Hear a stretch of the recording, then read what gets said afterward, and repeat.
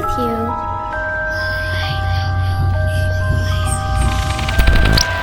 You're not afraid of the dark, are you?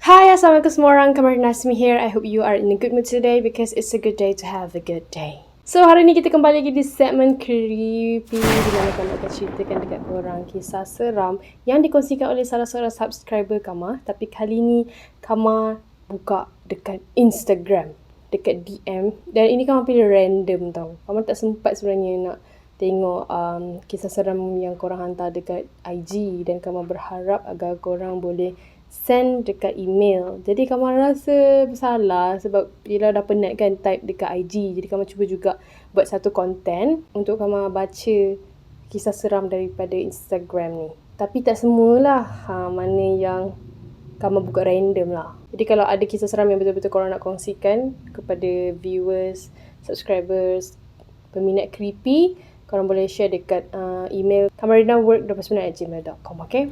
So, kisah hari ini dihantar pada 1 Julai. Baru je lagi dan pemilik kisah kali ini seorang lelaki. So, Kama akan ceritakan kisah seram yang berlaku pada dia. Pemilik nama kisah hari ini Putera. Dan kisah ni terjadi pada dia waktu umur dia 22 tahun. Pada tahun lepas. Sepanjang 23 tahun dia hidup dan inilah benda pertama, benda yang paling seram pernah terjadi dalam hidup Putera. Kisah ni ringkas je tapi bagi dia memang tak boleh dilupakan langsung. Putera ni jenis yang suka melepak dengan kawan-kawan dia sampai lewat tengah malam. Pukul 3-4 pagi tu baru jumpa jalan balik rumah dia guys. Baru dah masuk rumah. Melepak pun taklah jauh mana daripada area rumah dia. Jadi ceritanya terjadi bila dia ni selalu lepak berdua je dan memang hari-hari berdua. Rumah dia ni berpagar sekeliling. Selalunya Putera lepak dekat penjuru pagar. Dekat situ ada pokok pelam dengan pokok kelapa. Selalunya diorang ni lepak bawah pokok pelam tu lah.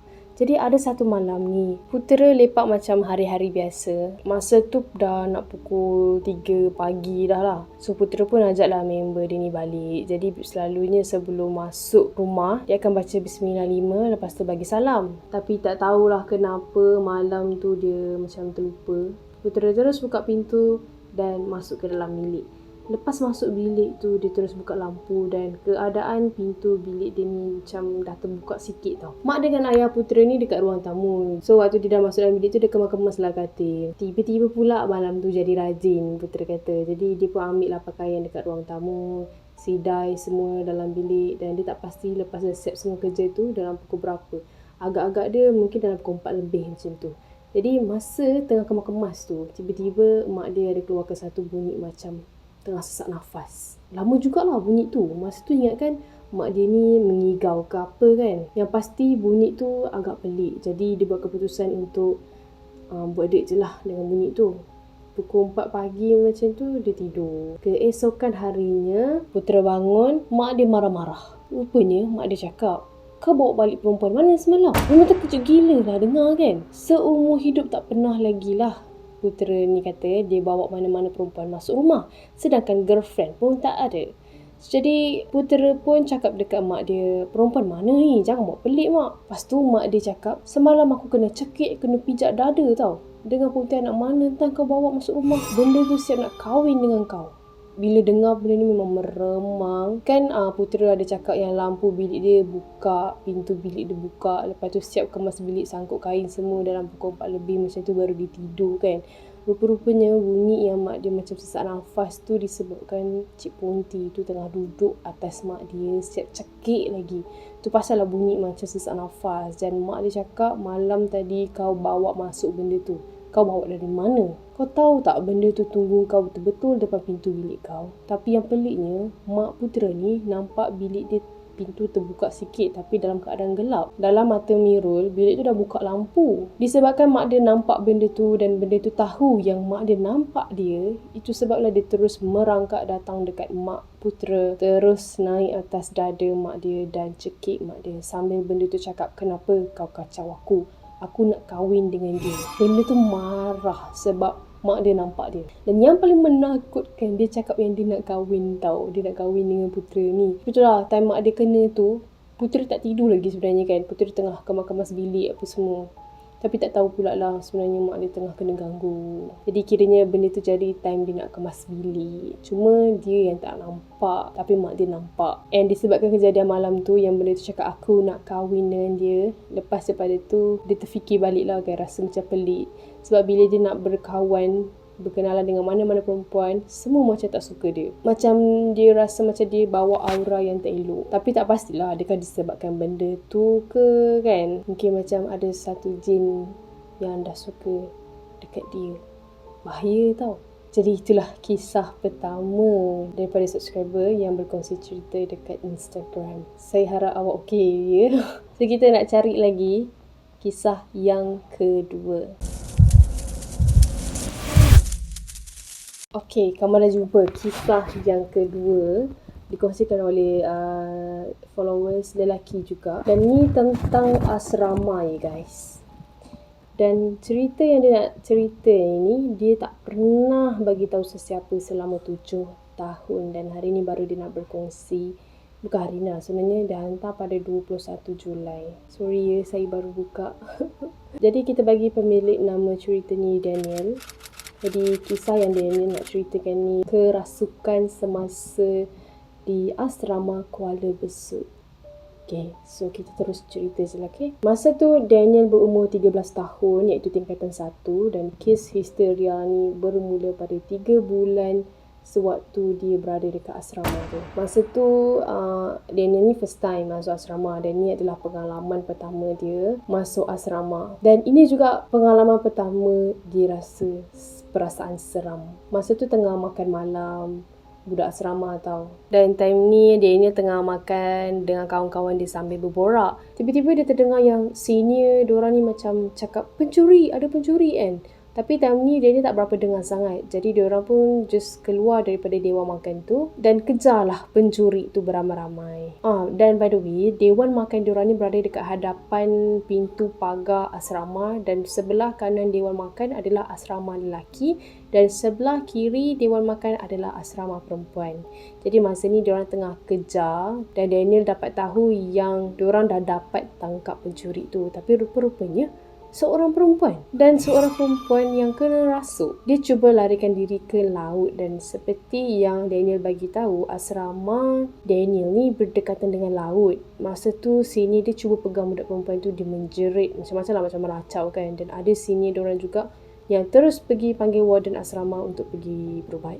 Hanya beberapa orang yang ikut warden untuk pergi bawa berubat dan yang ikut ni salah seorangnya adalah senior Daniel yang ada pengalaman dalam hal-hal macam ni lah, dan lagi 2 orang budak perempuan ikut untuk pegang budak perempuan yang kena rasuk tu.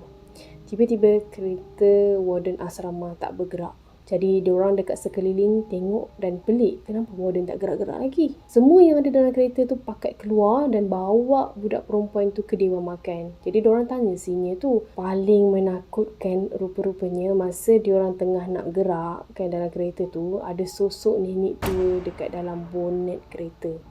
Kereta warden ni adalah kereta Alza. Jadi kiranya bonet tu sekali dengan seat. Oh, macam kereta ayah Kamar.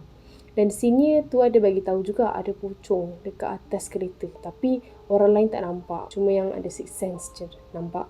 Selepas budak perempuan tu sembuh, dia dah diubatkan oleh warden. Warden terus call mak ayah perempuan tu untuk dibawa pulang ke rumah. Dan pada keesokan harinya, masa diorang pergi ke sekolah, diorang terdengar daripada cerita-cerita kakak senior kan, bagi tahu yang perempuan tu sebenarnya dah mula berperangai pelik sejak minggu yang lepas. Which is, dia selalu pakai baju warna kuning setiap hari. Dan pada masa riadah, dia selalu sorang-sorang, bercakap sorang-sorang. Dan Daniel ada dengar juga yang selepas malam histeria tu, Pak Guard security tu ada bagi tahu yang malam-malam macam pukul 2 ke 3 pagi, dia ada ternampak macam ada beruk besar berbulu warna hitam berjalan dekat depan pondok pengawal. Dan Daniel ada dengar juga cerita yang masa diorang tengah mengubat perempuan yang kena rasuk tu, dia ada cakap yang dia adalah seorang puteri yang berasal dari laut. Tapi tak ingatlah sebab kejadian ni lama dah. So itu pengalaman pertama dia waktu first time masuk asrama dah ada kes yang seram macam ni. Siapa pernah dekat asrama korang ada kes-kes histeria macam ni? Check comment down below. Korang boleh share dekat email Kamal, okay? So Kamal nak cari kisah yang ketiga pula. Oh my god korang, Kamal jumpa satu lagi kisah. Yang ni dah lama tau, 22 Mei. Kisah ni daripada seorang subscriber Kamal daripada Brunei. And if you are watching this, I'm so sorry sebab baca lambat. But yeah, saya buka akhirnya. So kisah ni agak menarik je. Jadi tanpa membuang masa, Kamal nak terus cerita dengan korang. Dia minta namanya dirahsiakan. Jadi kita bagi pemilik kisah ini Mei, bukan nama sebenar. Okay. Jadi kisah ni berlaku beberapa tahun yang dulu dan family Mei ni bukan seorang Muslim. Jadi mula-mula diorang langsung tak percaya dengan benda-benda mistik macam hantu, setan dan sebagainya. Tapi lepas dah kena barulah diorang percaya. Dan benda ni berlaku bila ayah Mei ni ada kebun buah dan sebelum tu tanah kebun buah tu sebenarnya dimiliki oleh adik kepada ayah dia. Dan adik dia bagi tanah tu dekat keluarga ayah Mei lah. Jadi geran tanah apa semua dah tukar nama kepada ayah Mei. Dan tanah tu tak jauh sangat daripada rumah family adik ayah dia.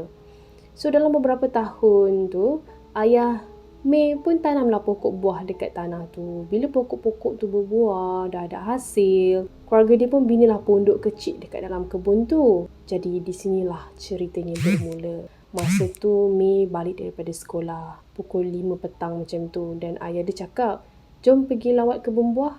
Jadi Mei pun ikutlah. Masa tu Mei masih pakai baju kurung sekolah. Jadi dia duduk dekat pondok tu tunggu ayah dia kan. Masa tu ayah dia dah jauh dah dari dia. Ayah dia dekat lereng bukit tengah kutip buah dan Mei pula duduk dekat pondok. Dan tiba-tiba ada bunyi orang berjalan dekat atas daun-daun kering dekat area pondok tu tau. Bila Mei toleh je nak tengok siapa yang berjalan tu kan, tak ada orang. Jadi Mei tak fikirlah benda-benda lain sebab kat kebun tu memang ada binatang liar kadang-kadang berjalan. Jadi dia cubalah fikir positif. Tak lama lepas tu, dalam 10 minit lepas tu, Mei nampak ayah dia. Ayah dia cakap, baliklah sebab tak ada buah yang jatuh. Jadi diorang pun balik. Lepas beberapa hari tu, Mei, mak dia dengan ayah dia pergi lagi ke kebun tu dalam pukul 5.30 petang macam tu. And kali ni, Mei dan mak dia terdengar bunyi tapak kaki jalan dekat atas daun kering again. Jadi diorang berdua pelik lah sebab tak ada orang lain selain Mei dan mak dia dan juga ayah dia. Ayah dia memang jauh lah daripada diorang berdua. Jadi time dekat dalam pondok tu hanya ada Mei dan mak dia. So Mei dan mak dia buat-buat tak tahu. Sampailah satu hari ni, Makcik Ila, bukan nama sebenar, Makcik Ila ni datang dengan suami dia. Datang macam sajalah nak melawat, nak tengok kebun tu kan. Jadi makcik dia cakap lah ada orang tanam something kat kebun tu sebab selalu dengar tapak kaki jalan. Tu baru cerita gangguan dekat kebun. So betul lah apa Mak Mei dengan Mei dengar kan. Rupanya orang lain pun pernah alami juga bunyi orang berjalan dekat atas daun yang kering tu. Dan menurut Mei, itu baru cerita gangguan kat kebun. Belum lagi tentang gangguan dalam rumah. Dekat rumah Mei pula, kalau time malam je, tiba-tiba rasa panas. Tapi family Mei ni rasa sebab itu musim lah kan. Dan satu hari ni, mak dia buka cerita. Mak dia cakap jam dekat rumah tu tiba-tiba jatuh. Jam tu kena sangkut kat tepi pintu. Tapi masa tu pintu tengah tutup, jendela tingkap pun tutup. Tak ada angin langsung, tiba-tiba jatuh jam tu dan pecah. Jam dinding. Paku dekat tempat letak jam tu pun still okay tau. Still lekat kuat dekat dinding. Dan malam tu pula ada something yang langgar cermin tingkap bilik Mei. Sampaikan Mak Mei dengan Mei terkejut. Masa tu family Mei makan dekat ruang tamu termasuklah Mei. Ruang tamu dengan bilik Mei sebelah je. Pintu bilik memang selalu terbuka luas. Jadi masa tu Mei pergilah tengok dekat bilik dia kan. Tengok-tengok je tak ada pun jatuh apa benda. Sebab bunyi tu kuat kan. Lepas tu Mak Mei tanyalah bunyi apa tu. Jadi Mei geleng kepala je. Sebab memang tak nampak apa-apa pun yang jatuh. Lepas tu start lah. Mei ni dia mimpi hantu Poch tu. Cik Poch tu, hantu bergula tu. ponti dan juga kepala terbang.